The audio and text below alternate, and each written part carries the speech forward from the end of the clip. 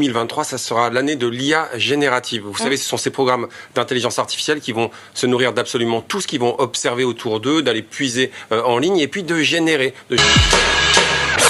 Sony voulait le récompenser en lui attribuant un des prix de photographie les plus importants du monde pour l'une de ses photos, les femmes jumelles, créées dans le style des années 40, sans aucun appareil photo d'aucune sorte.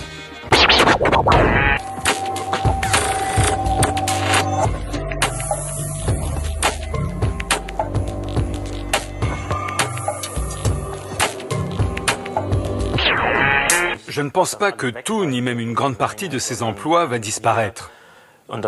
Mais nous devons, et c'est ce que nous faisons en ce moment, former activement les gens et aussi leur fournir les outils pour qu'ils s'y engagent. Parce que si on ne le fait pas, on sera écarté. L'IA peut aider à révéler des mondes cachés. C'est la mission artistique d'Entangled Others. Ils exposent dans le monde entier. Ils l'ont fait à New York, à Times Square en mai dernier. Ils y ont présenté des vidéos d'animaux menacés d'extinction, générées par IA.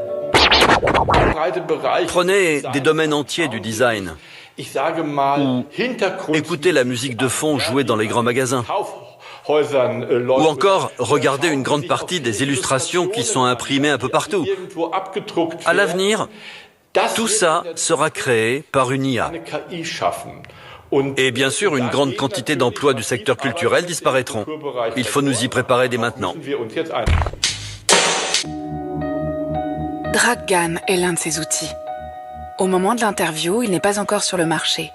Et pourtant, des créatifs comme Till Distel célèbrent déjà cette nouvelle possibilité rapide et simple de manipulation d'images.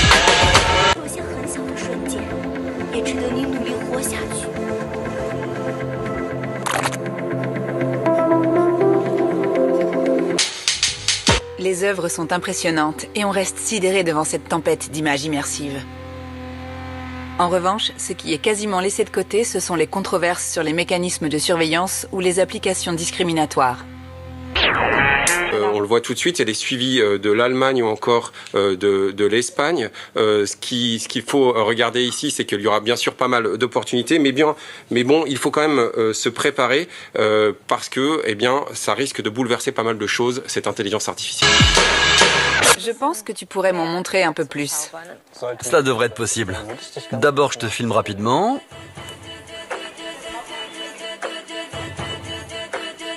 Ensuite, je prends mon ordinateur et on pourra te montrer ce qu'en pense l'IA. Ah, maintenant, je suis curieuse. Et j'envoie la vidéo. C'est de la magie. Je pense que c'est un peu comme si j'étais assise à côté d'un magicien.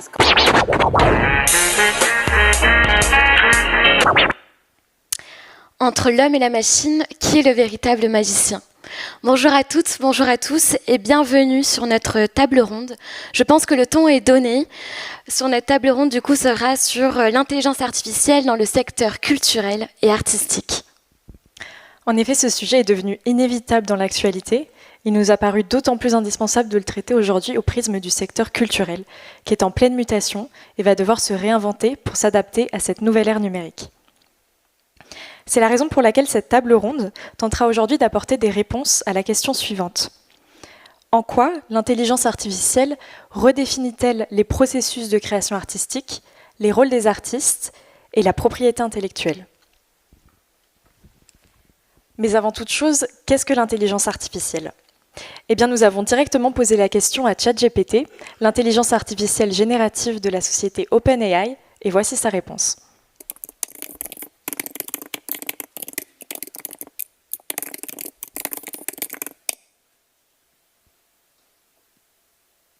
L'intelligence artificielle, IA, désigne la capacité des machines à imiter ou à reproduire les capacités cognitives humaines, telles que l'apprentissage, le raisonnement et la résolution de problèmes. Mais en réalité, l'IA fait déjà partie de notre quotidien depuis les années 2000. Aujourd'hui, nous allons nous concentrer plus précisément sur l'IA générative. Elle diffère de l'IA classique qui se concentre quant à elle sur des tâches spécifiques telles que la classification, la prédiction ou la résolution de problèmes. L'IA générative, elle, vise à produire de nouvelles données qui ressemblent à celles créées par les êtres humains sous des formes de texte, d'images ou de musique. Eh bien, on va tout de suite pouvoir démarrer cette discussion à laquelle participeront nos 4 intervenants. Le duo d'artistes Paul Berman et Alexis Sedbon de Eulalie Artiste Artificielle, Alexandra Touboul, juriste, professeure de droit et responsable du Master 2 en droit de la création artistique et du numérique.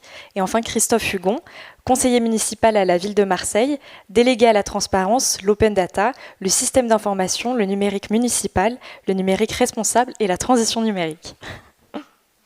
Nous allons tout de suite commencer par les opportunités que peut offrir l'intelligence artificielle. Elle peut devenir un outil, un médium pour créer de nouvelles œuvres artistiques. Eulalie, je me tourne vers vous. Vous utilisez l'IA dans vos créations. Comment l'intégrez-vous dans votre processus créatif? Est-ce pour vous un outil de création novateur? Allô? Ouais, ok. Tout d'abord, sur cette partie d'outils novateurs, oui, évidemment. L'art, la technologie, c'est des domaines qui coévoluent depuis le début de leur histoire. La peinture à l'huile de Van Eyck nous a permis de retravailler les textures, les couleurs, les transparences, la lumière, etc. de nos représentations visuelles. La photographie en a fait de même. Les ordinateurs au XXe siècle en feront de même. Et en fait, et l'IA du coup par la suite de la même manière. Mais c'est ce cas-là parce que finalement, on peut créer de l'art avec n'importe quel outil qui a un résultat. Je connais des gens qui font de l'art avec des radios de leur corps. Parce que l'art, il ne réside pas dans l'outil en lui-même, mais il réside dans sa manière de l'utiliser. Donc oui, l'IA est un outil de création novateur. Maintenant, sur nous, comment on l'utilise dans le cadre de l'ALI, on l'utilise pour faire de l'analyse de son, et donc tirer tout un set de données exploitables pour venir générer nos œuvres par la suite, pour faire de la génération d'images et disons de bases colorimétriques sur laquelle on va également venir générer nos œuvres, et également pour faire des commandes vocales, pour mieux utiliser les divers paramètres de notre algorithme quand on fait des représentations live, etc. De manière plus générale, l'IA, moi j'aime bien dire que c'est un outil d'abstraction technique. C'est-à-dire que c'est un outil qui permet aux humains et aux artistes de pouvoir se concentrer sur les idées sans vraiment avoir à se soucier à la technique. Et donc de réduire ce delta-là entre les idées et la création finale. Et ça va avoir beaucoup d'avantages pour des artistes. J'en vois notamment 2. Tout d'abord, déjà au niveau du temps, il y a une réelle problématique chez les artistes, c'est ce fameux delta qui est entre l'idée et la création. Si on parle par exemple en musique, il y a énormément d'artistes qui commencent à produire des albums, qui prennent plusieurs mois, parfois plusieurs années à être créés. On arrive à la fin du processus et en fait, notre vision artistique a changé, le produit qu'on a créé ne nous ressemble plus, et c'est des projets qui sont abandonnés. Donc je pense que le raccourci que l'IA va créer de l'idée à la création va permettre plus de cohérence pour les artistes dans leur parcours et dans leur création. Et c'est aussi un avantage qui est économique, parce que on peut s'affranchir d'outils techniques et humains qui aujourd'hui coûtent très cher. Je pense par exemple à des étudiants en école de cinéma. D'ici 5 à 10 ans, je pense que des étudiants dans ces écoles-là pourront proposer des projets de fin d'études qui seront des courts-métrages, voire des longs-métrages qui aujourd'hui coûteraient des millions d'euros à être produits. Donc ça permettra aussi de découvrir de nouveaux talents et de manière générale de rendre l'art plus accessible. Très bien. Et d'ailleurs, vous appelez donc Eulalie artiste artificielle. Considérez-vous l'IA du coup comme un moyen méta de questionner notre rapport à l'art et au numérique? Alors, à cette question, je dirais simplement oui. Je pense qu'il y a des implications qu'on a vues un peu en introduction qui sont éthiques et philosophiques.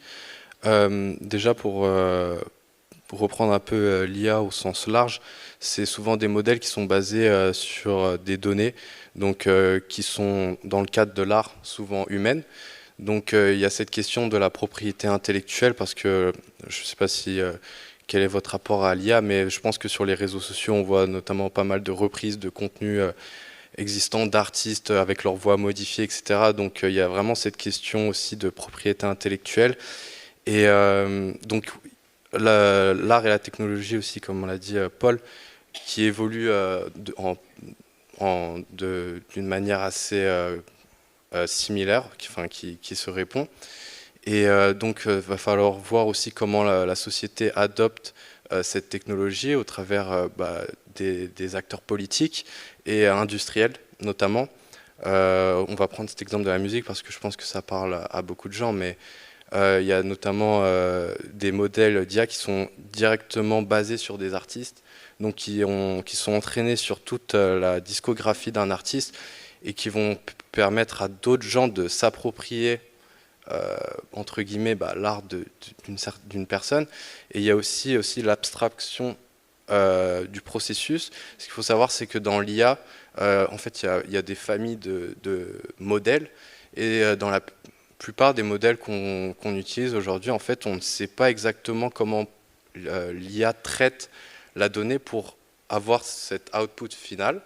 Et donc, ça laisse des questions, place à des questions qui sont encore très complexes sur la propriété, une fois de plus, intellectuelle, et voir comment l'industrie va se l'approprier et comment ça va être régi.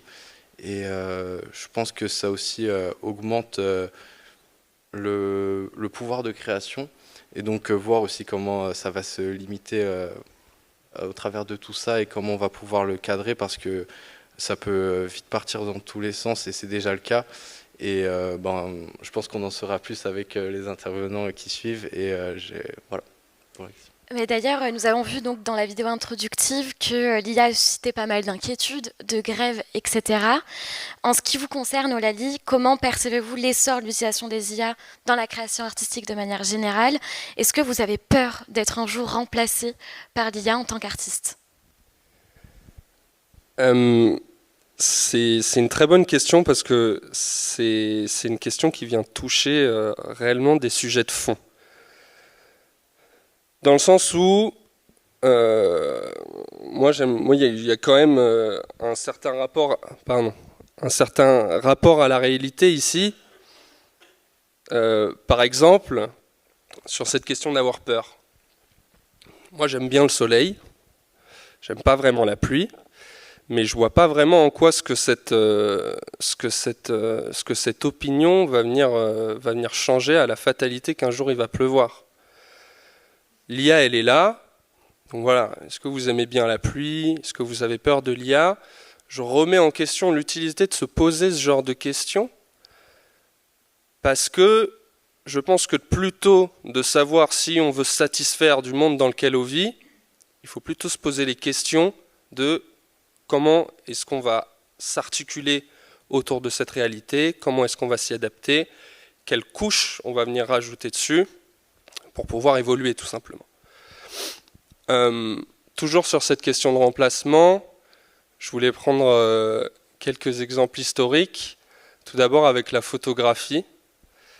On voyait le même genre de commentaires au début, notamment ce sera jamais de l'art. L'histoire a prouvé le contraire. Et également les mêmes peurs. Les peintres avaient peur d'être remplacés par ce mécanisme qui, en une fraction de seconde, pouvait retranscrire plus précisément la réalité qu'eux ne le pouvaient avec leur pinceau. Sauf qu'en fait, certes, ça a écarté les peintres peut-être des représentations picturales de portraits de divinités et de bourgeoisie de nos sociétés, mais ça les a amenés sur d'autres formes d'expression, sur d'autres terrains qui, pour moi, dans un sens artistique, sont beaucoup plus purs. Et sans la photographie, à mon avis, on n'aurait jamais vu des artistes comme Van Gogh, Picasso ou Rothko plus récemment naître. C'est une opportunité. Et un exemple aussi encore plus absurde, mais la machine à vapeur, on n'a pas arrêté de marcher après la machine à vapeur. On a juste arrêté de voyager pendant une semaine à pied ou à cheval. On s'est libéré de cette pénibilité et on a gardé la marche pour notre plaisir personnel. Tellement que même parfois on va faire des randos et ça nous amuse. Je me permets de relire un peu mes notes parce que j'ai dormi 3 heures. Il faut un peu... Donc voilà. Donc, ouais, il y a un remplacement, mais c'est pour de l'évolution. Et je pense que, d'une certaine manière, l'IA, il faut la remercier, parce qu'elle nous fait ouvrir les yeux sur l'absurdité de certaines parties de nos vies qu'on mène. Elle met sur le devant de la table certaines tristes réalités de nos vies. 95% des actions qu'on réalise aujourd'hui sont reproductibles, même plus par d'autres humains, parce que ça c'était vers avant. Et bon, ici on est tous des humains, on est tous mortels, on va tous mourir, on va tous se faire remplacer à la fin.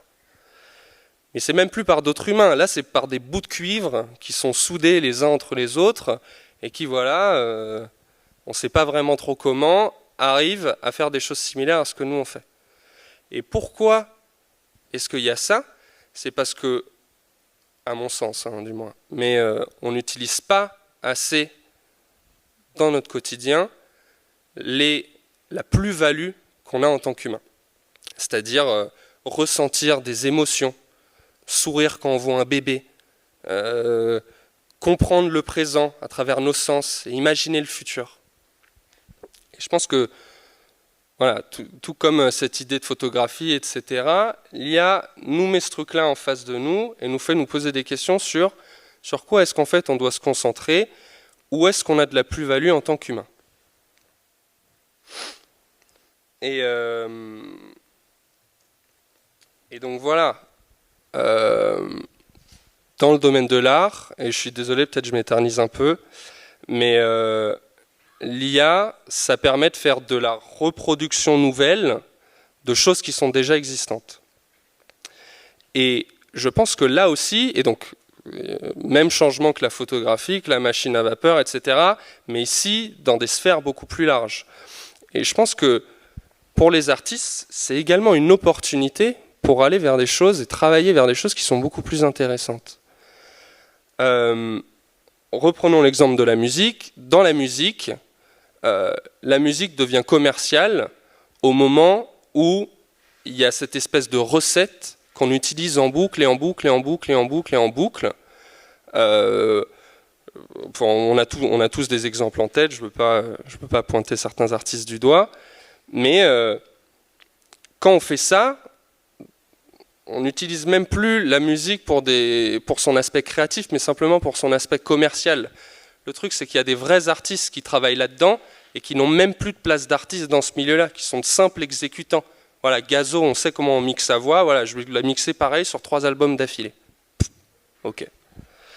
Et donc, ça va permettre à ces artistes-là, c'est une opportunité pour eux, c'est une opportunité de sortir de ces sphères de consommation absurdes pour un artiste et d'aller se concentrer sur voilà, ces plus-values humaines, la création, l'émotion, l'imagination, etc. Et donc je pense que la redirection artistique qui va avoir lieu, en plus des avantages temporels et financiers dont on parlait à la première question, vont créer une réelle, je pense, effusion humaine et créative, je ne sais pas comment on dit, autour des idées. Et je pense que ça va permettre à l'art d'évoluer de manière exponentielle et de manière beaucoup plus rapide que tout ce qu'on a vu auparavant. Donc voilà, pour conclure, je pense qu'il faut arrêter de voir le monde comme quelque chose de figé. Le monde, il évolue. Et ce genre de changements-là, c'est des changements auxquels il faut qu'on s'adapte. Non pas parce qu'on y est obligé, mais parce que c'est ce qui nous fait évoluer. C'est ce qui nous a d'ailleurs rendu l'espèce dominante sur cette planète. Et il faut perpétuer ce truc-là, parce que sinon, voilà, on s'en ira quoi. Je ne sais pas où on ira. Merci beaucoup Eulalie pour ces réponses et pour ce témoignage de l'utilisation de l'IA dans le processus créatif. Et pour faire une petite mise en abîme, nous avons également interrogé ChatGPT sur cette même question. Voici sa réponse.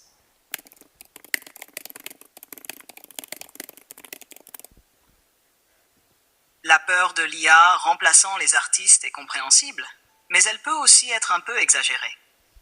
L'intelligence artificielle peut être un outil puissant pour les artistes, les aidant à explorer de nouvelles idées, à expérimenter avec des techniques différentes et même à créer de manière collaborative. Cependant, l'aspect humain de la créativité, l'émotion, l'interprétation et l'expérience personnelle restent des éléments uniques que les machines ne peuvent pas tout à fait reproduire. En fin de compte, l'IA est un outil pour les artistes, pas une menace directe pour leur existence. La clé réside dans la façon dont les artistes intègrent ces technologies dans leur pratique et continuent à développer leur propre voie artistique unique. Et pourtant, d'après une étude menée par la SACEM et la GEMA en 2024, 71% des artistes interrogés craignent que l'IA générative ne permette plus aux créateurs de vivre de leur travail à l'avenir, et 64% d'entre eux estiment que les risques liés à l'IA dépassent les opportunités. Donc on voit bien qu'avec l'IA, les droits d'auteur sont remis en péril et que cela nous mène à les redéfinir. Alexandra Touboul, je me tourne désormais vers vous. Quelles sont les principales difficultés justement pour protéger les artistes, les auteurs, face au développement de l'IA ? Oui, merci beaucoup. J'espère qu'on m'entend bien. Alors, il ne faut surtout pas se laisser manipuler par ChatGPT, parce que je ne suis absolument pas d'accord avec ce qui est dit à l'instant par cette intelligence artificielle. Donc oui, bien sûr, il y aura toujours du génie artistique et il y aura donc toujours des artistes de génie qui produiront avec ou sans l'IA des œuvres d'art majeures. Et je pense que de toute façon, et je rejoins tout à fait ce qui a été dit, le secteur des arts graphiques et plastiques a toujours su accompagner les évolutions technologiques, et l'exemple de la photographie est extrêmement parlant de ce point de vue-là. Sauf qu'effectivement, aujourd'hui, si on parle des problématiques juridiques, l'intelligence artificielle pose problème en propriété intellectuelle, puisque c'est une technologie qui s'est développée dans le mépris des droits des artistes. L'intelligence artificielle se nourrit des œuvres d'art, se nourrit de l'histoire de l'art. Donc pour pouvoir générer du contenu, l'intelligence artificielle va moissonner, va se nourrir de tout ce qu'elle peut trouver sur Internet pour pouvoir générer une proposition. Et donc, l'IA est programmée pour utiliser des œuvres qui sont protégées. Alors, soit des œuvres qui sont tombées dans le domaine public et qui sont libres de droit, soit des œuvres d'artistes encore vivants.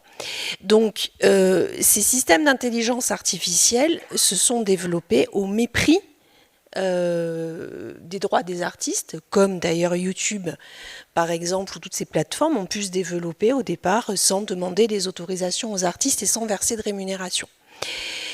Donc en fait, ce qu'il apparaît aujourd'hui, et notamment pour les organismes de gestion collective comme la SACEM ou la DAGP, eh bien, c'est que les systèmes d'intelligence artificielle se développent et constituent une perte de ressources, une perte de rémunération pour les artistes et les auteurs.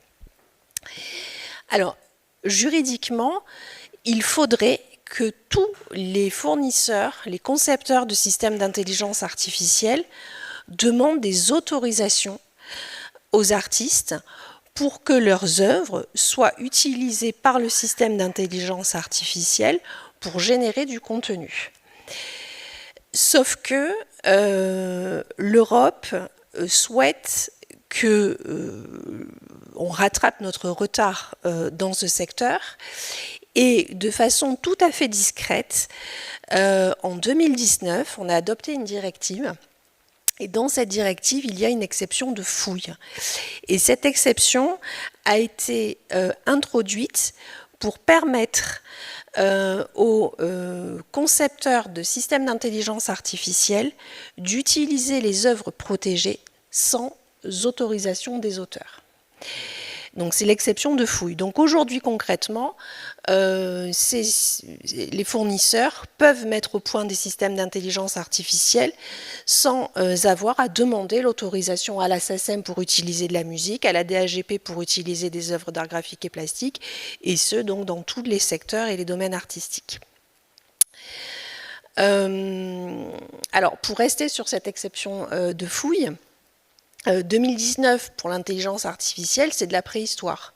Donc quand on a adopté en fait cette exception, on n'a certainement pas anticipé la vitesse à laquelle l'intelligence artificielle allait se développer et être facilement accessible.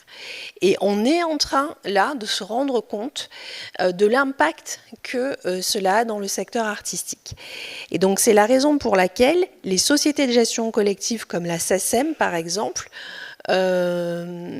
ont décidé de mettre en place l'opt-out, c'est-à-dire qu'il est possible de paralyser l'exception de fouille pour contraindre les systèmes d'intelligence artificielle, enfin les concepteurs, à demander les autorisations nécessaires. Et donc, la plupart des sociétés de gestion collective en France ont activé ce droit d'opposition en fait pour empêcher les systèmes d'intelligence artificielle d'utiliser des œuvres protégées.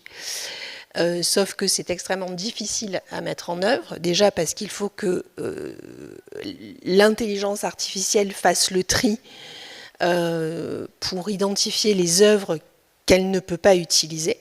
Donc déjà, techniquement, il faut quand même que ce soit possible.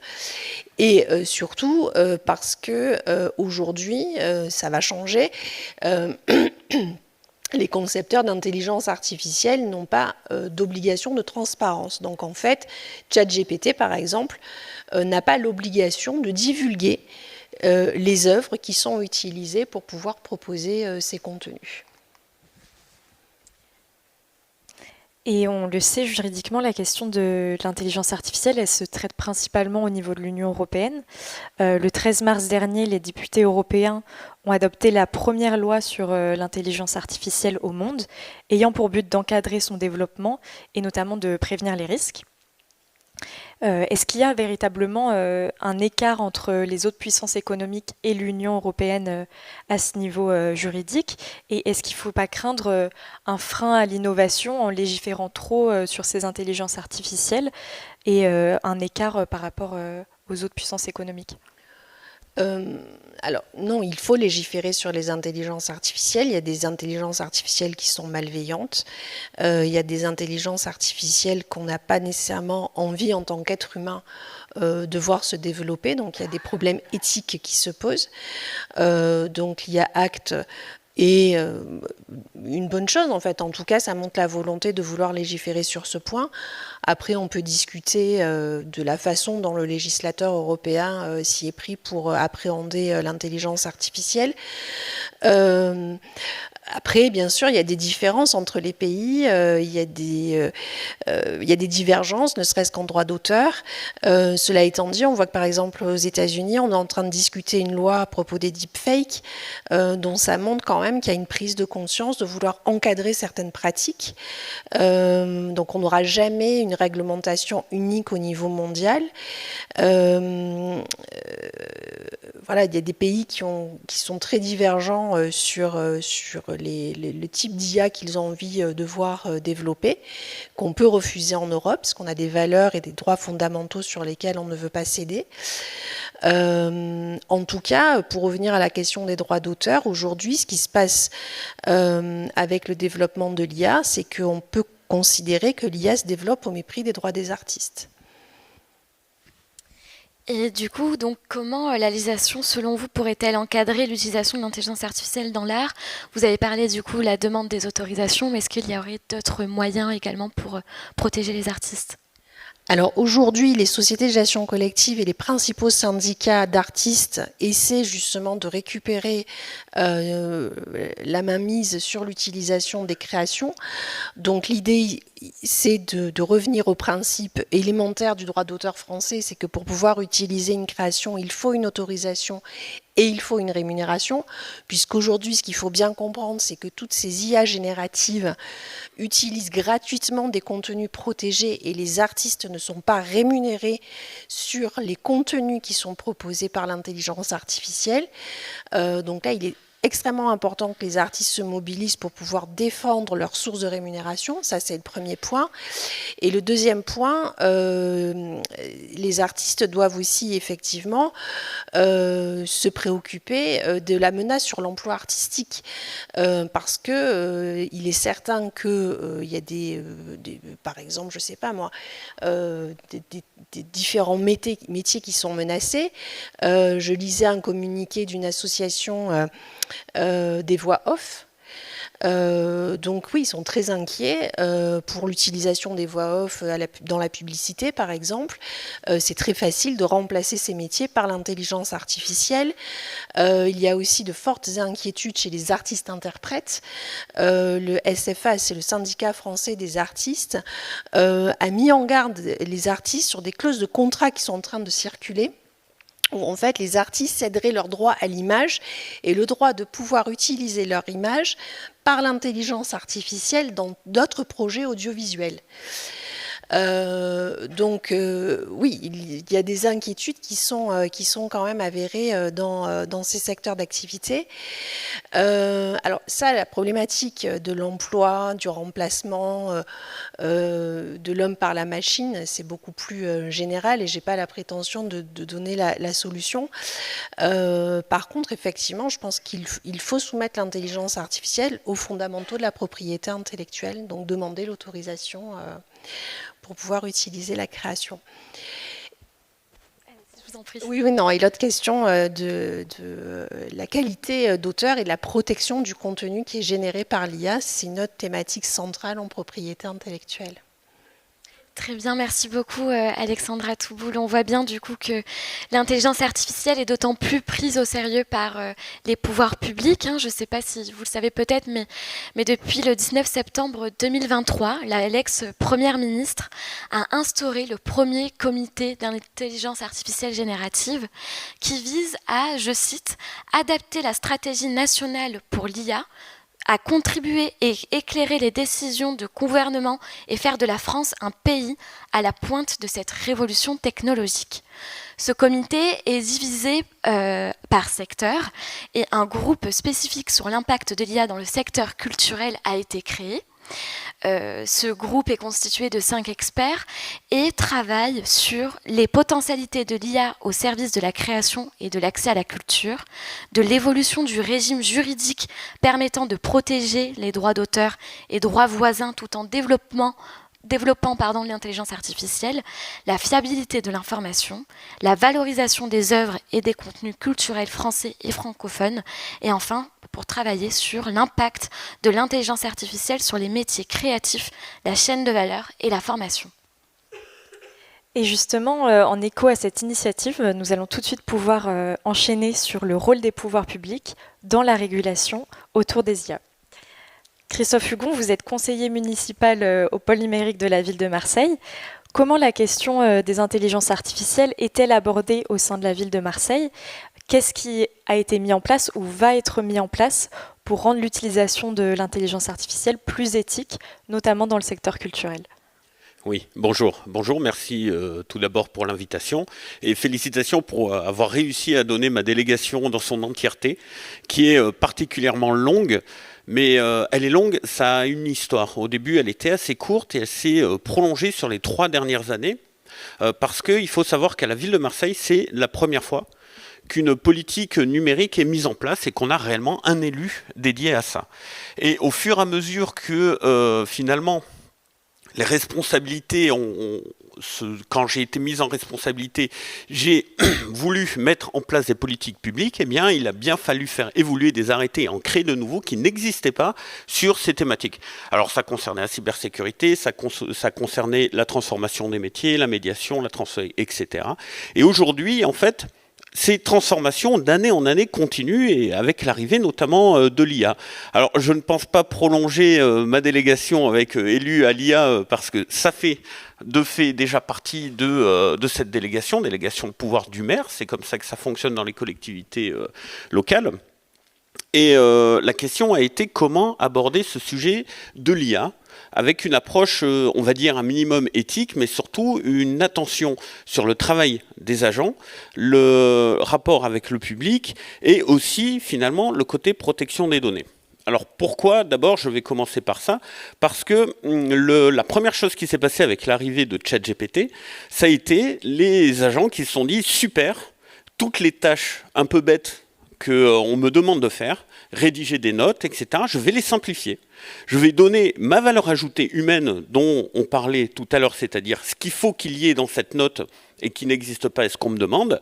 Et le ChatGPT va me rédiger le truc en entier, qui va donner vraiment l'impression que j'ai beaucoup travaillé, ce qui est aussi une problématique en soi, mais cette accessibilité à des personnels qui ont des facilités sur ce sujet-là, c'est aussi générateur d'une fracture.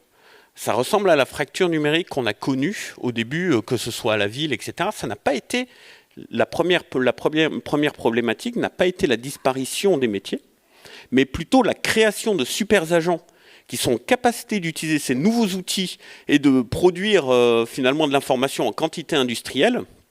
Et d'autres agents qui sont à la marge, finalement, et qui sont un peu oubliés. Ce qui fait qu'on se focalise sur certaines personnes qui travaillent, qui semblent pouvoir produire énormément, qui finissent en burn-out, et qu'on oublie une partie des agents qui se retrouvent en burn-out. On l'a totalement connu avec la fracture numérique, et la formation numérique, l'accompagnement, etc. C'est justement pour lutter contre ce genre de problématique.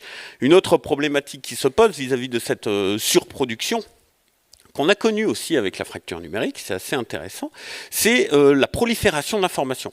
On se retrouve dans une situation où on a un outil qui peut produire des pages et des pages en quelques minutes, finalement, qui donne l'impression vraiment que c'est travaillé, il y a beaucoup de choses derrière, etc.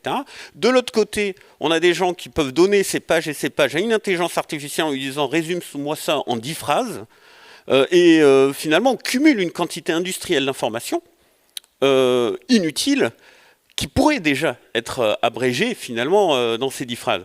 Et donc cette approche-là de qu'est-ce qu'on en fait finalement et comment est-ce qu'on le rend utile, c'est extrêmement important et pour ça il faut de la formation, il faut de la sensibilisation. Donc ça c'est un petit peu le constat côté on va dire productivité, côté on va dire pragmatique. Une autre question c'est la protection des données. Un outil comme ChatGPT ne se contente pas d'utiliser les informations qu'elle a moissonnées, elle utilise aussi les informations qu'on lui fournit. Donc, lorsque on fait une requête, finalement, cette requête va être utilisée. Elle va être utilisée comment? De manière très simple. En réalité, j'ai travaillé un petit peu dans le domaine de l'intelligence artificielle dans mon métier de recherche. En réalité, il y a ce qu'on sait et ce qu'on ne sait pas derrière l'intelligence artificielle et les réseaux de neurones. On sait structurellement comment ça marche, et après ça s'auto-construit, ça crée un réseau qui est complexe, que lui, on ne sait pas précisément comment il fonctionne, mais on sait comment il s'est construit, comment il s'est structuré. Et en réalité, c'est la statistique. ChatGPT va calculer statistiquement, en fonction de tous les mots qui sont précédents, et tout ce qu'il a appris, quel va être le mot suivant. Et il va utiliser ce qu'on va lui donner. Sauf que si on lui donne des informations sensibles, des adresses, des situations, tout à l'heure je vais aller en commission discipline, si on commence à lui donner le dossier de discipline en disant abrège-moi tout ça, etc. pour que je comprenne mieux parce que le dossier est épais comme ça, là il y a une problématique parce que avec l'ingénierie de prompt, on peut cuisiner ChatGPT et lui faire fournir des adresses, des informations, des choses comme ça, parce que finalement cette information sort de la maîtrise de la ville, ChatGPT en plus aux États-Unis, etc. Et on a un vrai souci de souveraineté, de protection des données autour de ça. Donc, qu'est-ce qui a été mis en place? Tout simplement, la première chose, ça a été de fermer l'accès direct de ces outils un petit peu sauvages, ce qu'on appelle le shadow IT. et parce que réellement ça pose des problématiques directes et immédiates. Et ensuite, aujourd'hui, on est en train de travailler justement sur quelle approche on va avoir par rapport à ces outils qui vont être déployés au maximum de manière intelligente, c'est-à-dire qu'ils ne seront là que pour remplacer les tâches qui n'ont pas de vraie valeur ajoutée intellectuelle, dans le sens où la rédaction d'une délibération, qui est votée en conseil municipal, c'est deux choses. C'est l'idée et l'intention politique qu'il y a derrière, donc ça, c'est vraiment l'unicité humaine sur le moment lorsqu'on crée cette politique-là. Et puis ensuite, il y a dans l'article 1er, conformément à la loi, etc., qui est une problématique beaucoup plus juridique et beaucoup plus automatisable, qui finalement est aussi très rébarbative, très peu valorisante, et puis surtout, c'est du copier-coller systématique. Donc là, on a une vraie valeur ajoutée. Par contre, poser la question directement comme ça a été fait là d'ailleurs, que pensez-vous, quelle est la réponse à cette question-là? C'est un mauvais usage. C'est un mauvais usage qui n'a pas de réalité parce que la réponse va être statistiquement moyenne. D'ailleurs, de manière générale, je pense que c'était vous qui m'en aviez parlé, un étudiant qui rend sa copie générée par ChatGPT va avoir un petit 10. Pas beaucoup mieux, parce que justement, il va donner quelque chose de très moyen. Et ça n'a absolument aucun intérêt, aucune valeur ajoutée. Et donc, cet usage de comment est-ce qu'on fait un prompt, comment est-ce qu'on discute finalement, quelles relations on construit avec cette intelligence artificielle, parce qu'il ne faut pas se mentir, quelque chose qui est capable de dialoguer comme ça et de donner une illusion, crée une relation, comment est-ce qu'on la gère? Comment est-ce qu'on la gère au niveau aussi intime? La problématique, alors je déroule des tonnes de choses parce que c'est vraiment un sujet énorme, mais la problématique une personne isolée qui se retrouve devant un outil comme ça peut se mettre à compenser une relation humaine. Comment est-ce qu'on prévient ce genre de choses? Et donc ça demande énormément de formation, d'accompagnement et d'expérimentation et de montée en charge. Et c'est pour la production, par exemple, de visuels bateaux pour des événements classiques d'invitation à des choses qui n'ont pas de création artistique finalement. Et on ne remplace pas le métier d'artiste. En réalité, on remplace la partie vraiment copier-coller. C'est ça que fait. C'est un copier-coller intelligent. C'est ça qu'il faut se mettre un petit peu dans la tête, intelligent, parce que on peut lui demander de le reformer avec une certaine vision, un certain point de vue, etc. Mais il ne donnera toujours qu'une réponse très moyenne. Quel que soit d'ailleurs le niveau et la capacité de l'intelligence artificielle, ce sera toujours ça. Merci. On l'a vu un peu plus tôt, on sait que notamment sur la question des emplois, l'intelligence artificielle génère beaucoup d'inquiétudes, et notamment dans le secteur culturel, qui serait parmi les plus menacés par ces suppressions d'emplois. Est-ce que cette inquiétude des agents culturels, elle est légitime selon vous? Et comment les pouvoirs publics peuvent-ils anticiper ces mutations du secteur? Alors, là, c'est un petit peu, c'est vraiment dans la continuité de ce que je viens de dire. Dans un cadre de collectivité locale, il faut non pas réfléchir sur le remplacement des métiers, mais sur l'évolution et la transformation des métiers. Parce que déjà, dans le secteur public, mais comme dans beaucoup d'entreprises finalement, à partir du moment où ça atteint une certaine taille, on ne remplace pas les gens, on ne les supprime pas, on ne les barre pas. Finalement, de la masse salariale comme une variable, c'est de l'humain qui est derrière. Et donc on a deux choix, un choix qui est totalement inéthique, qu'on appelle mettre au placard ou limoger, et un choix qui consiste à finalement accompagner les pratiques et le travail autour de ça. La vocation, et ça a été très bien dit, je trouve, la vocation d'une intelligence artificielle dans une collectivité locale, ce n'est pas de remplacer nos artistes, on en a très peu. Donc de toute façon, si on peut leur retirer toutes les tâches un peu qui ne font pas partie de leur mission, parce que ce sont toujours des métiers qui sont en tension, etc., dans les collectivités locales, mais surtout de se focaliser finalement sur leur cœur de métier et qu'est-ce qui est créatif dans leur métier et qu'est-ce qui ne l'est pas. Et finalement, c'est par un accompagnement et une formation continue, mais surtout ne pas être dans la rupture des pratiques qui crée ces fractures et qui finalement crée un mal-être dans les corps de métier. Parce que pour moi, cette peur, c'est aussi l'expression anticiper de ce mal-être qui est dû à une rupture extrêmement brutale. C'est-à-dire que là, on arrive, on n'avait rien, et du jour au lendemain, on peut écrire des livres très moyens, mais on peut écrire des livres entiers en 2 jours. Et ça, c'est au niveau rupture, c'est assez extrême. Et donc forcément, il y a une peur qui s'exprime derrière. Et cette peur, elle vient aussi avec ce qui s'est passé vis-à-vis du droit d'auteur et encore une fois, cette fracture qu'il y a eu avec le numérique et la façon de gérer finalement le droit d'auteur. Alors, il y a toute une vision politique qu'on peut avoir vis-à-vis de ce qui s'est passé. Pour moi, le système de licence et de droit d'auteur a été... La conséquence, c'est que ça a été privatisé, par exemple, dans le monde de la vidéo. Et c'est des entreprises comme Netflix, etc., qui gèrent finalement un système de redevance pour rémunérer au lance-pierre en plus des artistes. Il faut avoir un petit peu une vision sur ce qui s'est passé et comment est-ce qu'on veut que les artistes puissent être à la fois rémunérés et reconnus. Alors il y a l'unicité de leurs œuvres, donc c'est là où il y a du génie, etc. Mais aussi pour tous les artistes qui finalement veulent créer quelque chose qui sera vu et qui pourra être utilisé, mais gagner leur vie sur la base de leur travail, comment est-ce qu'on gère ça? Et finalement, d'une certaine manière, on pourrait imaginer des systèmes où on utilise une intelligence artificielle, donc ChatGPT, il y a une partie qui est payante, typiquement. Cet argent part directement à OpenAI, il n'y a pas de redistribution parmi les artistes, et la question qu'on peut se poser, c'est, dans ce cas de figure, pourquoi ?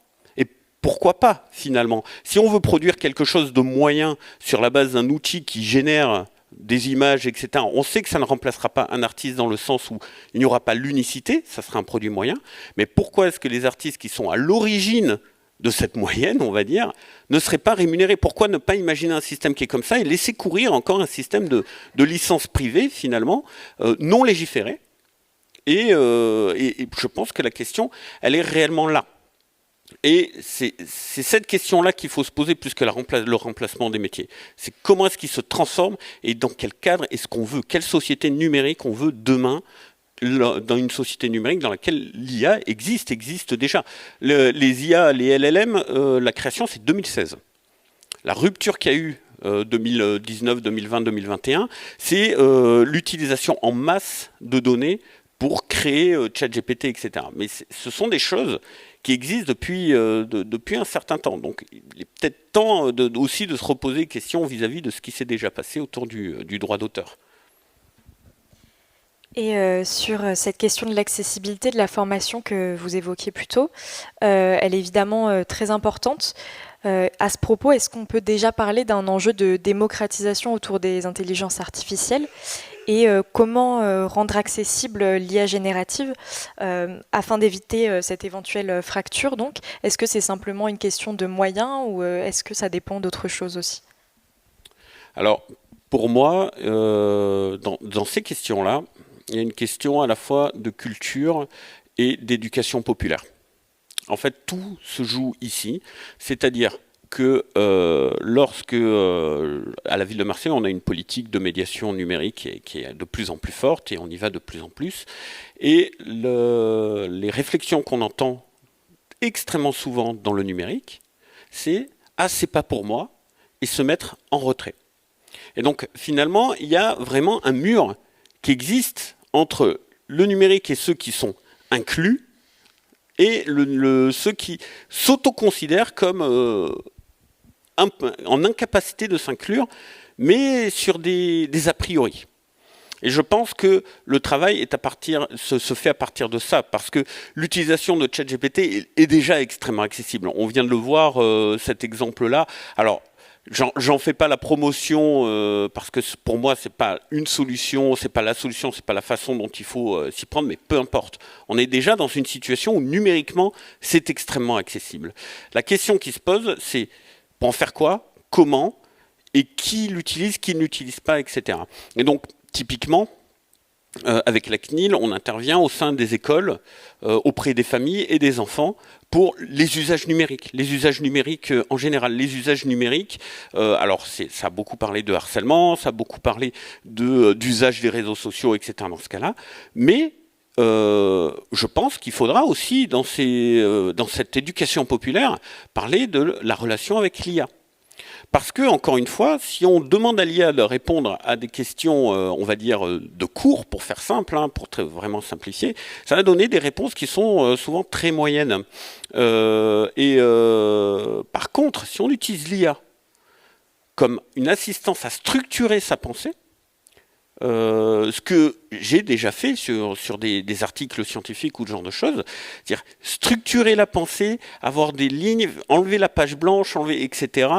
C'est moi qui lui donne les informations avant que ce soit elle qui m'explique, etc. Il y a tout un processus qui permet finalement de s'affranchir du côté, on va dire, bébête de la rédaction, et d'avoir réellement une valeur ajoutée, ma valeur ajoutée, c'est-à-dire que ça reste mon texte. Et cet accès-là, finalement, il est un peu particulier, il demande une formation, il demande une acculturation, et surtout, il demande à ne pas se mettre de barrière, parce que finalement, c'est l'humain qui est maître de l'IA. C'est ça qui est important.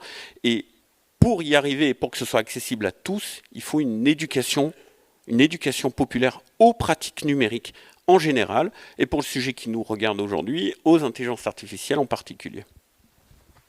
Merci beaucoup Christophe Hugon. Est-ce que vous souhaitez peut-être rebondir sur les différentes réponses qui ont été données ou même sur les réponses de ChatGPT ?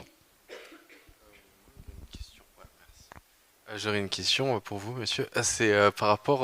en fait, moi, j'ai une expérience cette année où j'étais en Master 2 dans une école privée. Et j'ai décidé de quitter au bout du 3e mois mon école parce que je me suis rendu compte du process où les profs utilisaient ChatGPT pour faire leurs énoncés et tous les élèves faisaient que ça toute la journée. J'ai compris que j'apprendrais plus facilement en travaillant de mon côté. J'ai donc fait choix, et vous en avez parlé, sur le côté de la prévention et d'en parler, etc.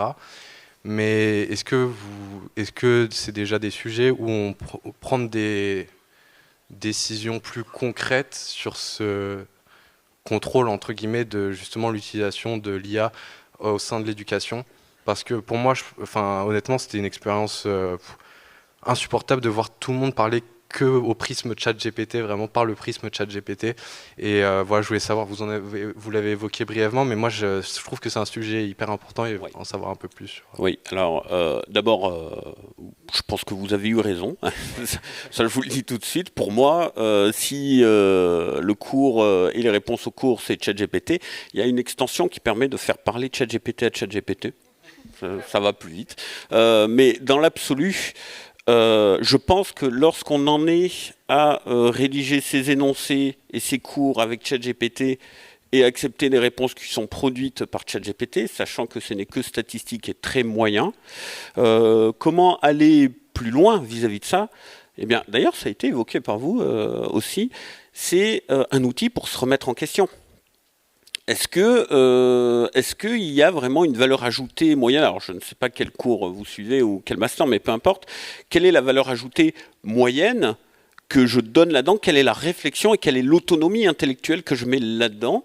Parce que sinon, oui, on peut faire du par cœur et on peut avoir une technicité, une connaissance technique, livresque, on va dire, de sujets. C'est tout à fait faisable, il y a peut-être des cas dans lesquels c'est utile. Je ne sais pas, j'ai du mal à l'imaginer personnellement, mais c'est parce que moi je viens du monde de la recherche, donc on est complètement à l'opposé de ça. Mais pour moi, c'est aussi une question de remise en question. C'est-à-dire que si, lorsqu'on écrit un texte et qu'on le fait générer par une intelligence artificielle, c'est substantiellement la même chose, c'est qu'on n'a rien créé. On a juste réécrit quelque chose qui existe déjà. Alors, est-ce que ça a une utilité ou pas dans la rédaction d'une délibération? Par exemple, oui, parce qu'une délibération doit contenir les informations qui la rendent autosuffisante. Donc forcément, il y a des choses qui sont répétées dans chacune d'entre elles. Là, ça a une utilité juridique et mécanique.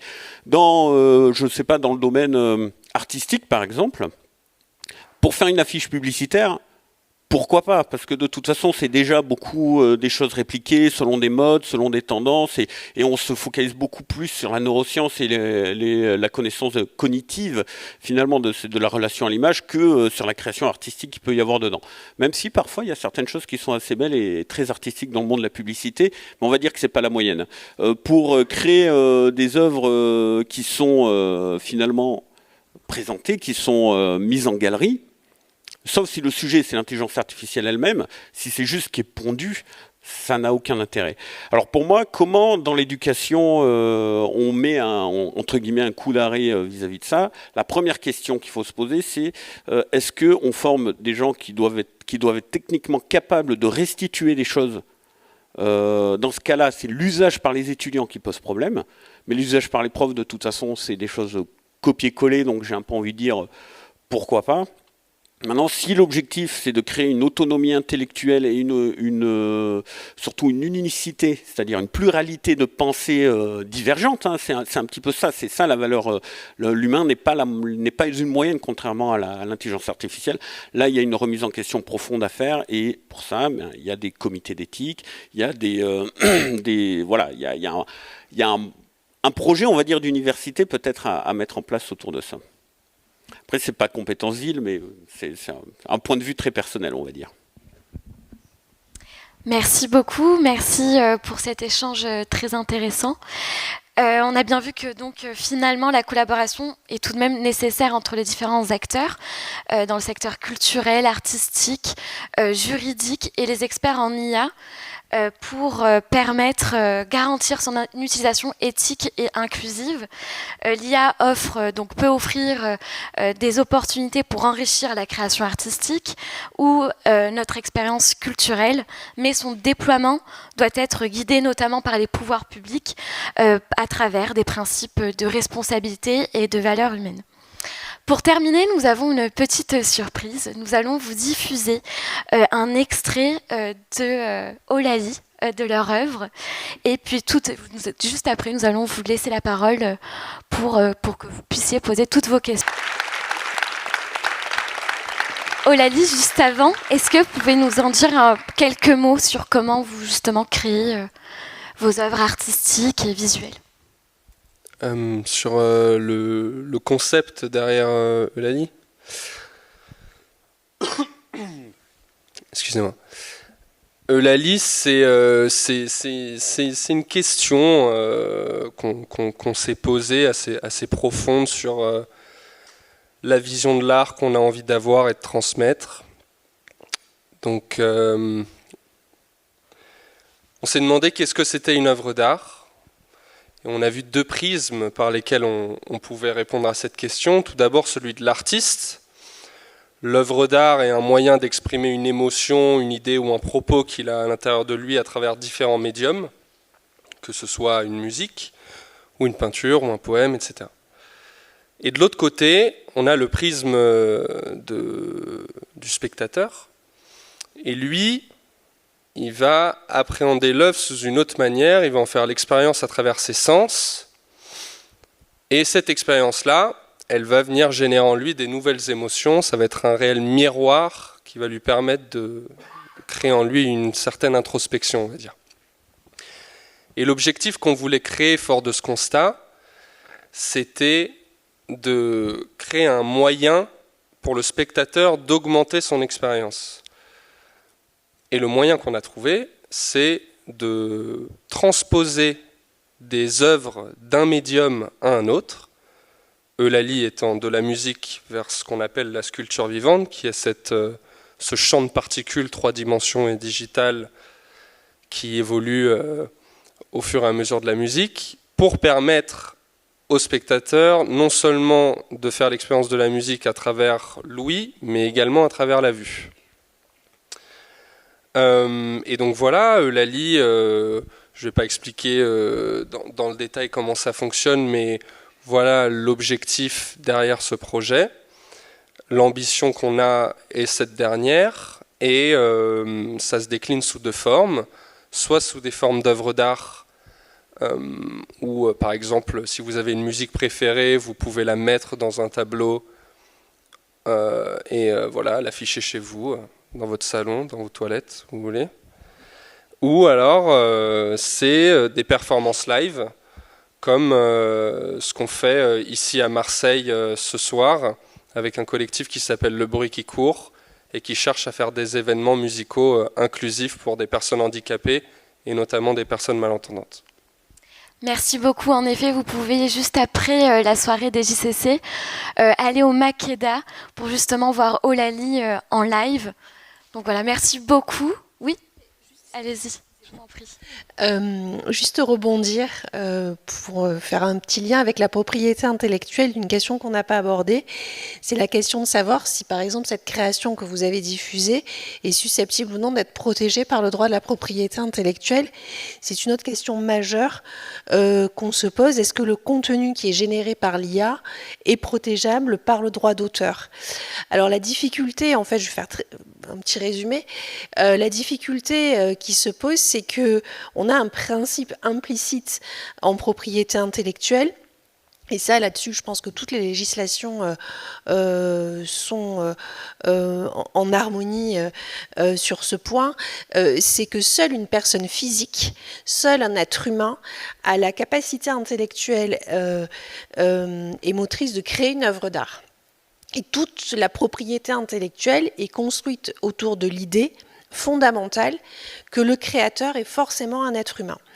Donc l'intelligence artificielle pose problème à la propriété intellectuelle dans la mesure où est-ce qu'un robot peut créer?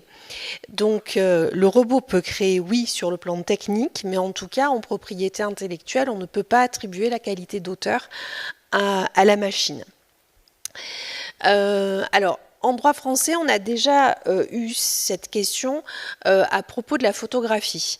Et donc, en fait, le contenu pourra être protégé par la propriété intellectuelle s'il est démontré que l'utilisateur de l'intelligence artificielle s'est inscrit dans un processus créatif, qu'il a maîtrisé ce processus et qu'il a utilisé l'IA comme un simple outil et qu'il a mis l'IA au service de sa création. Donc dans ce cas de figure, on pourra tout à fait reconnaître la qualité d'auteur à l'utilisateur de l'IA et protéger le contenu par le droit d'auteur. On a un exemple avec le collectif Obvious Art qui a produit une œuvre d'art qui pourrait tout à fait être éligible à la protection. Alors, en France, aucun magistrat n'a encore statué sur cette question. Mais par contre, aux États-Unis, on a 2 décisions de justice qui ont admis l'inverse de ce que je viens de vous expliquer. Donc, il y a 2 artistes américains qui se sont vus refuser la protection de leur création générée par l'IA, alors même qu'ils avaient maîtrisé le processus de création. Il y a un artiste, il était à plus de 600 prompts pour aboutir à cette œuvre de l'opéra spatial qui a d'ailleurs eu un prix, c'est Jason Allen, qui a d'ailleurs eu un prix à un concours d'art. Donc voilà, la question de savoir si le contenu est susceptible d'être protégé ou pas est tranchée différemment selon les législations. Et pour ce qui est de la France, on est plutôt ouvert à une protection. En revanche, le devoir de l'étudiant qui est pondu par ChatGPT en quelques secondes, ou le poème qui est pondu pareil en quelques secondes par ChatGPT, ou une image par Midjourney. Si l'utilisateur se contente d'utiliser une fonctionnalité de l'intelligence artificielle, le contenu ne pourra pas être protégé par le droit d'auteur. Dans l'IA Act, que nous avons l'obligation d'introduire en droit français entre 6 à 2 ans, donc ça dépend des intelligences artificielles. On a 12 mois pour mettre aux normes les intelligences artificielles génératives, avec l'obligation pour les utilisateurs de dire que c'est issu de l'intelligence artificielle, et l'obligation aussi qu'une machine puisse reconnaître que c'est de l'intelligence artificielle, ce qui donc nous donne les moyens de ne pas accorder de façon artificielle la qualité d'auteur à des utilisateurs qui génèrent du contenu sans aucun effort créatif. Voilà. Merci beaucoup pour cette précision. Allez-y, Monsieur Hugon, si vous voulez compléter. Oui, j'en profite rapidement pour rebondir parce que c'est extrêmement intéressant et surtout le côté 600 prompts pour la création d'œuvres.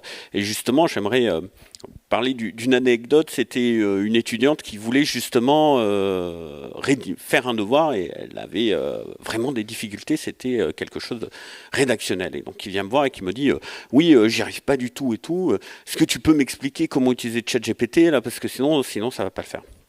Alors, je l'ai accompagné là-dedans, justement, et je vous partage ces conseils-là, et vous allez comprendre la logique qui est derrière. Je lui dis, finis de rédiger comme tu as envie de le rédiger, d'abord. Tu peux pas, c'est obligatoire, on ne peut pas en réchapper. Qu'elle le rédige. Ensuite, je lui dis, donne-le à ChatGPT, tu lui dis, voilà, ton rôle, c'est, tu es professeur, tu as ces compétences-là, etc. Et tu dois m'accompagner pour rédiger ce devoir qui répond à cette question-là. J'ai écris ça, donne-moi les remarques constructives qu'en tant que professeur, tu me donnerais. Et donc là, il commence à expliquer, alors, dans la logique alors, en dehors de les remarques grammaticales et d'orthographe, ce qu'il est complètement capable de faire, lui explique, mais là, étant donné la conclusion, la structure thèse et antithèse que tu as faite, elle n'est pas bonne, en principe, on fait ça, et lui pond le truc au niveau lycée, mais hyper basique. Et là, elle me dit, ouais, mais si j'ai commencé par ça, c'est vraiment parce que j'avais envie de le mettre en valeur, parce que pour moi, c'est important. Et là, on commence à toucher à l'unicité de son travail, finalement, et de sa réflexion. Je dis, eh ben, explique-le à ChatGPT. Tu lui dis, oui, mais moi, j'ai commencé par cette phrase-là, machin, parce que mon intention était 2. Et donc, ChatGPT revient, fait, ah oui, je comprends ce que tu veux faire. Et donc, si tu veux commencer par ça, il ne faut pas que tu fasses de but en blanc comme ça, mais il faut que tu fasses une introduction qui te permet d'aller, etc. Et là, il commence à rentrer dans des processus de rhétorique plus intelligents. Il va chercher un peu plus loin. Et ainsi de suite, comme ça, en itération, sans jamais lui demander d'écrire à sa place. Ça, par contre, c'est la chose qu'il ne faut absolument pas faire, parce que si on retombe sur des trucs moyens, ce qu'il faut faire avec des outils comme ça, c'est le pousser vers ces retranchements de spécialité, c'est-à-dire qu'il a mangé tous les livres de rhétorique, il a mangé tous les livres d'apprentissage à la rédaction, etc., et de tous les niveaux, et de le pousser toujours plus loin, avec des dizaines de prompts. Et qu'est-ce qui se passe quand on fait un prompt en réalité? À chaque fois qu'on crée un prompt, on injecte un petit bout de sa propre intelligence dans la bêtise de ChatGPT ou de tout LLM. Et c'est ça qui est intéressant. Il est là le processus créatif, elle est là l'unicité humaine. Et ça peut même parfois être beaucoup plus long que rédiger soi-même. Hein. Si on veut réellement exploiter le truc jusqu'au bout. Et en fait, l'intérêt, il est où? Il est d'utiliser cette intelligence artificielle dans un processus d'apprentissage pour soi-même. Et c'est là où on a une valeur ajoutée, parce que ce truc un peu moyen qu'il a, etc., en le repoussant, finalement, on arrive à l'intégrer et à apprendre quelque chose et à prendre son autonomie, l'extraire de l'intelligence artificielle et l'intégrer nous-mêmes pour nous-mêmes devenir, non pas plus intelligents, mais plus capables, c'est-à-dire être capable d'écrire. Et ça, c'est une chose dont il ne faut pas avoir peur. Si l'IA est capable d'écrire, parfois mieux que nous dans certains contextes quand on fait de beaux prompts, c'est parce qu'il a mangé des choses qui lui permettent très bien d'écrire. Et ce qu'il faut lui demander, c'est pas écris à ma place, c'est montre-moi comment on l'écrit. Et ça, c'est beaucoup plus intéressant. Et ça, c'est le processus étudiant-professeur que j'aurais tendance à inciter et à pousser. Rédigez toujours vous-même, par contre. Et quand ChatGPT essaye d'écrire à votre place, engueulez-le. Très bon conseil, merci beaucoup. On va vous laisser la parole désormais. Avez-vous des questions, des remarques? Tout le monde entend? Je me demandais comment on explique la non-obligation de transparence des concepteurs d'IA sur le marché européen. Peut-être qu'il y a la question de vouloir innover et de rattraper le retard, mais j'imagine que les concepteurs d'IA ont un statut d'entreprise et la majorité sur le marché économique européen d'entreprises sont soumises à cette obligation-là. Donc, je peux peut-être... Non, ils n'ont pas l'obligation de révéler le nom des artistes dont les œuvres sont utilisées. Alors, ça va changer, puisque maintenant, il y a l'IA Act qui va entrer en vigueur, et donc il va y avoir une obligation de transparence. Mais aujourd'hui, d'ailleurs, c'est ce que revendiquent les sociétés de gestion collective, c'est une transparence de la part de ces plateformes, oui, on peut parler de plateformes, pour déterminer si les autorisations ont été bien respectées et calculer éventuellement la rémunération. Donc aujourd'hui, en fait, les sociétés de gestion collective sont bloquées parce que ces structures-là ne communiquent pas toutes les informations nécessaires pour vérifier si les droits d'auteur et les droits voisins sont respectés.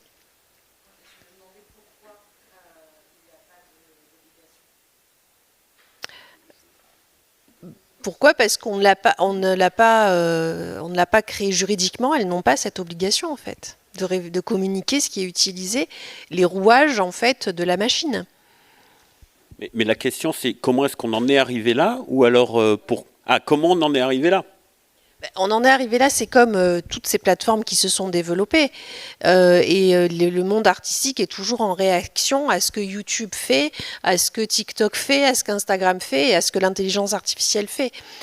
Donc on en est arrivé là parce qu'on a laissé se développer des technologies comme d'habitude au mépris des droits d'auteur. On tente de voir si on peut développer une technologie sans respecter les droits d'auteur. Donc là, on laisse bien s'installer des pratiques, notamment à des utilisateurs qui vont prendre l'habitude de consommer du contenu artistique librement, gratuitement, sans respecter le droit moral, etc. On n'a qu'à voir toutes les expériences de deepfake qu'il y a sur YouTube.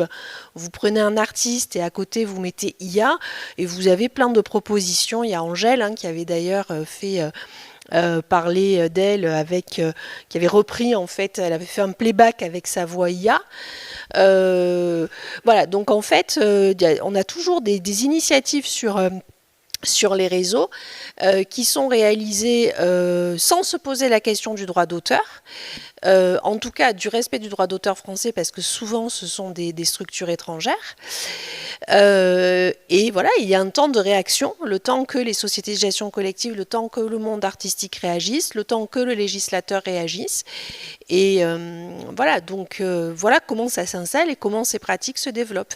Et donc là, on est en train justement de voir qu'il y a une réaction du monde culturel et que la nécessité de veiller à ce que le développement de l'IA ne se fasse pas au détriment des intérêts financiers du monde artistique, cette idée-là est en train de s'installer, se développer. Mais ce qui est plus grave, en fait, je pense, avec l'IA, c'est qu'on a créé cette exception de fouille. Et ça, je pense qu'il peut-être le législateur européen n'avait pas peut-être anticipé toutes les conséquences et l'impact, en tout cas que ça allait avoir aussi rapidement, puisque la directive date de 2019. Le problème, c'est qu'en fait, la pratique des fournisseurs d'intelligence artificielle qui consiste à utiliser du contenu artistique protégé sans demander les autorisations et sans verser de rémunération, puisqu'en fait, on fouille Internet, cette pratique-là a été légalisée, entre guillemets, donc cette pratique qui était illicite au regard du droit d'auteur a été légalisée, en quelque sorte, avec l'adoption de l'exception de fouille. Et aujourd'hui, le seul moyen pour les acteurs de la culture de réagir et de se protéger contre ça, c'est d'exercer leur droit d'opposition. C'est ce qui est en train d'être fait, mais c'est extrêmement difficile à mettre en œuvre. C'est un droit qui est probablement très théorique et assez peu effectif en pratique. Voilà, donc à suivre. Christine Joly, je suis directrice du développement pour un service de médecine du travail qui est référent pour les industries culturelles et créatives, et on a un accord national ex-CMB pour le suivi des intermittents du spectacle. Alors je pense qu'il y a une dimension qu'il va falloir quand même prendre en compte dans les futurs débats et qui est comment on accompagne finalement la résistance au changement qu'il va y avoir. Parce que d'un côté, il y a tout ce volet de créativité qu'il ne faut pas freiner, qu'il faut accompagner parce que c'est factuel, parce qu'on y va, parce qu'il vaut mieux maîtriser l'outil que de se dire il n'existe pas. On est bien d'accord là-dessus. Par contre, on va avoir, je vais faire référence au métier des afficheurs, par exemple, au sein de la publicité. Ça a été un vrai carnage parce que c'est des gens qui d'un seul coup se sont retrouvés avec des technologies numériques qui les dépassaient. Certains ont réussi à appréhender l'outil, mais d'autres non. Donc il y a tout cet accompagnement au changement qui doit, et à l'intégration de nouveaux outils qui doit aussi être dans les OPCO, dans tous les services de formation qui existent, qui sont liés aux entreprises, qui doivent accompagner ces changements. Et puis se posera la question du collectif, parce que pour les intermittents du spectacle qui sont seuls, parce qu'ils sont pluri-employeurs, eh bien, il va falloir qu'ils intègrent aussi ces nouvelles technologies. Et ça va être compliqué. Et ça va laisser des gens sur le carreau. Et ça va aussi faire qu'il va y avoir des risques psychosociaux associés, qu'il va y avoir des pathologies, entre guillemets, qui risquent d'affleurer. Et donc, il va falloir les prendre en compte. Voilà, donc je pense qu'il faut aussi qu'il y ait une mobilisation des acteurs, de la formation, de la prévention, de la médecine du travail, de tous ces... Voilà, donc c'est aussi très intéressant de voir comment vous réfléchissez au sujet pour ne pas pour ne pas tomber dans quelque chose qui serait caricatural, mais au contraire bien intégrer toutes les problématiques dans lesquelles on est déjà, mais dans lesquelles on va aller. Voilà. Il va y avoir des métiers émergents, mais il va y avoir des métiers sans doute qui vont faiblir. Je pense aux pigistes de la presse écrite. Je pense à plein de métiers où là, il ne faut pas se leurrer. L'intelligence artificielle va obliger au changement. Enfin, on a même des métiers comme par exemple, on a des influenceurs qui sont 100% IA, des présentateurs télé 100% IA, des mannequins 100% IA. Donc oui, il y a des métiers qu'on va certainement voir disparaître, parce que je vois pas comment on va pouvoir accompagner un mannequin si à côté de ça on peut utiliser une IA gratuitement et qui pourra proposer un contenu de qualité en fait. Donc il y a effectivement de nombreuses professions qui, à mon sens, sont menacées par le développement de l'intelligence artificielle.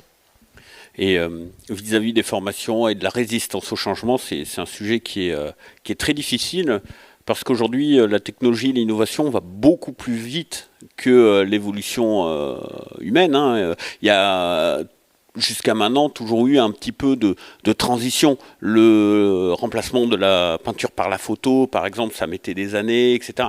Là, on parle de transformations qui mettent quelques mois. Et ça, il y a quelque chose d'assez brusque et d'assez violent qui fait que c'est ce dont je parlais tout à l'heure, c'est cette rupture-là, et qui dépasse très largement le classique on fait comme ça depuis 20 ans, pourquoi est-ce que ça changerait?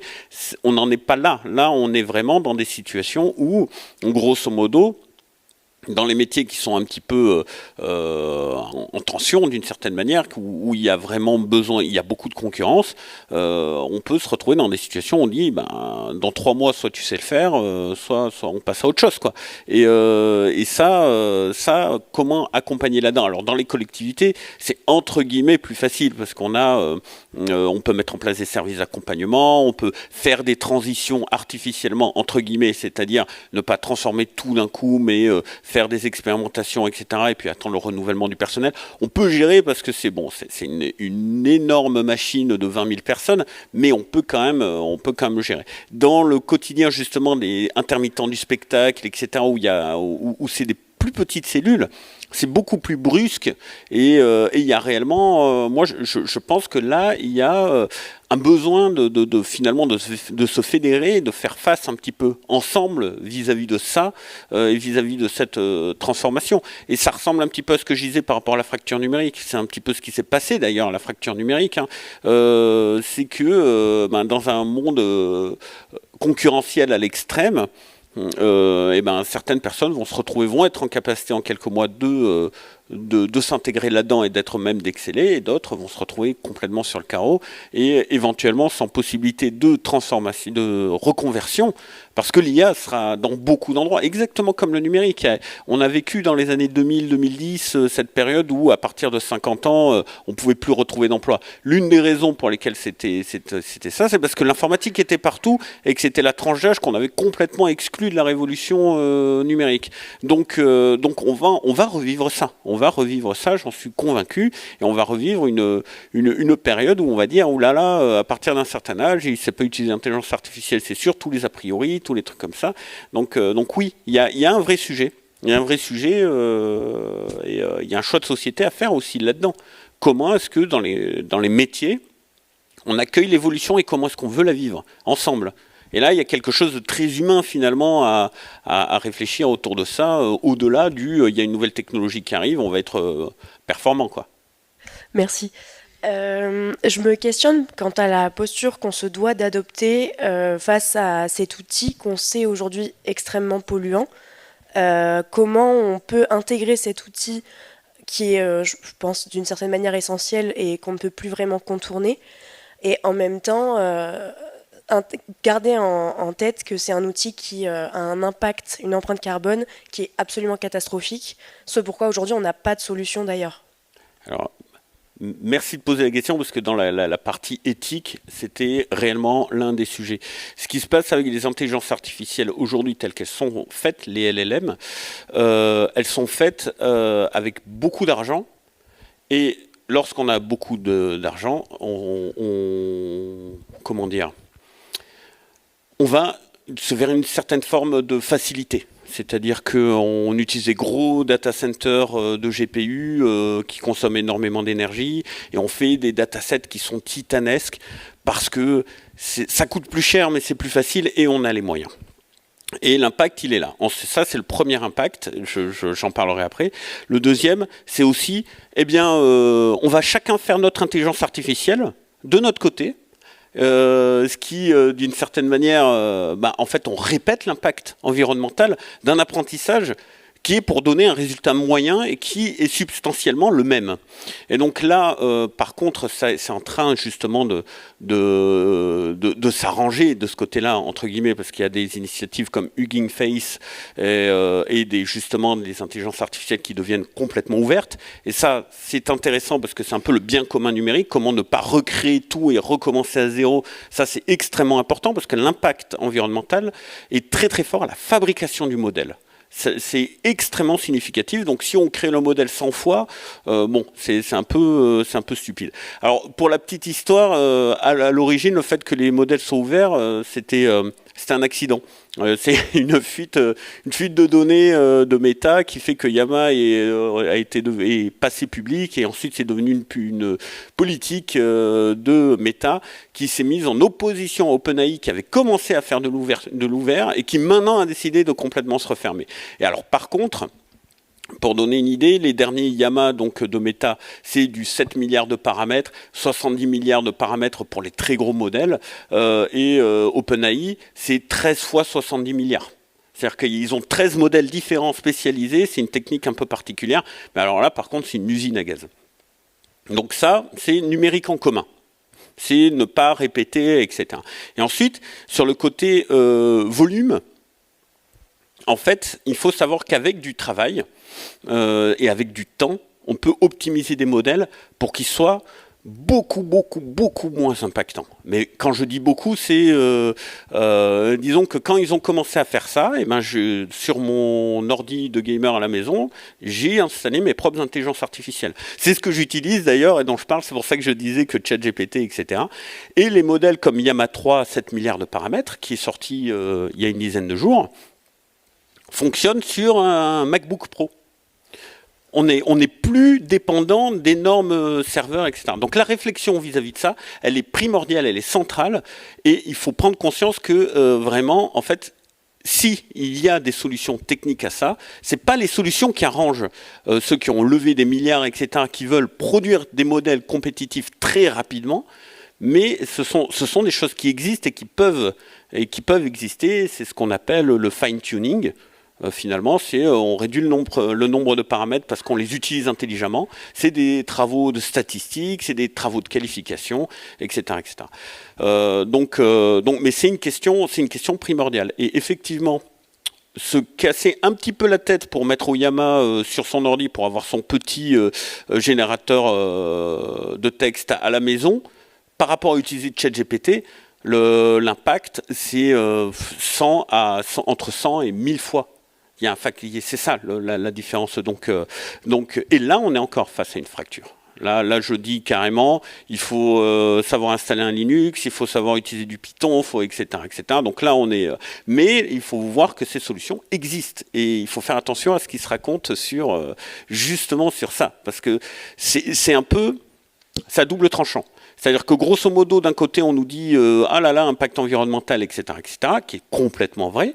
On nous fait peur un peu avec ça pour nous faire perdre de vue qu'en fait, c'est ce modèle-là qui arrange les grandes entreprises parce que finalement, on les focalise là-dessus en leur disant ah là là, c'est vrai qu'il y a un impact environnemental, c'est dommage, on peut rien y faire.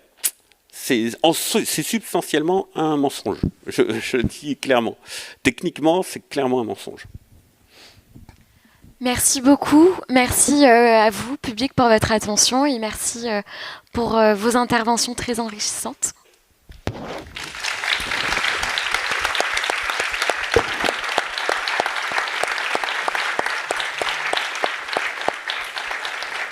On va pouvoir clôturer cette table ronde et on vous retrouve tous cet après-midi pour les ateliers autour de l'intelligence artificielle et du processus créatif avec l'intelligence artificielle. Merci beaucoup.